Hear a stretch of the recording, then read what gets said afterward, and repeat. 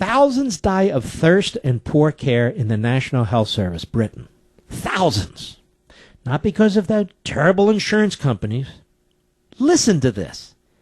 At least 1,000 hospital patients are dying needlessly each month from dehydration and poor care by doctors and nurses, according to an NHS study.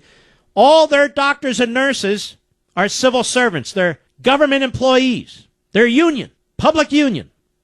The deaths from acute kidney injury could be prevented by simple steps, such as nurses ensuring patients have enough to drink and doctors reviewing their medication.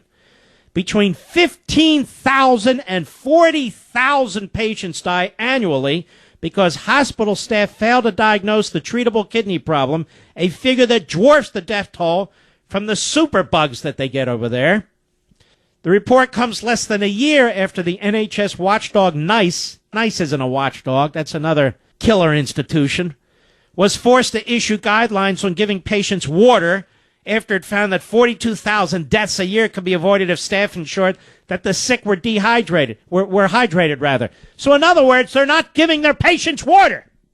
And as a result, according to NICE, 42,000 patients a year die because they're not hydrated.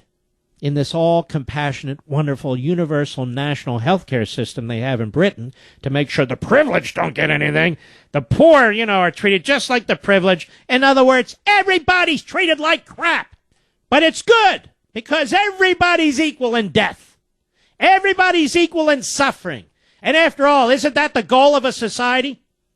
Now, this report highlighted how old and vulnerable patients can be left in wards without fluids, quickly becoming too weak from dehydration to even request a drink from nurses, which hastens their deterioration. The left wants to talk about the polar bear and this silver fish. Kill the damn silver fish. We're going to shut down the Central Valley. How about human beings? What do you mean? You mean white people with privilege? The latest research said the condition, often called the silent killer. Silent killer? They have a name for this? Because it goes unnoticed by medical staff. Look at that. Look at that old man over there. Look at that old lady over there. They're hanging there. Their tongue is hanging out of their mouths. Their lips are chapped. Their tongue is dry. Their skin is dry. Wonder what's wrong with them. Water, you idiot! Water! Don't you love the National Health Service? This is our future. So they have this silent killer because it goes unnoticed by medical staff. And it may affect as many as 1 in 7 hospital patients. The infection causes a loss of kidney function and can develop very quickly. It can occur in people already ill from conditions such as heart failure, diabetes, and those admitted to hospital with infections. But don't worry, ladies and gentlemen.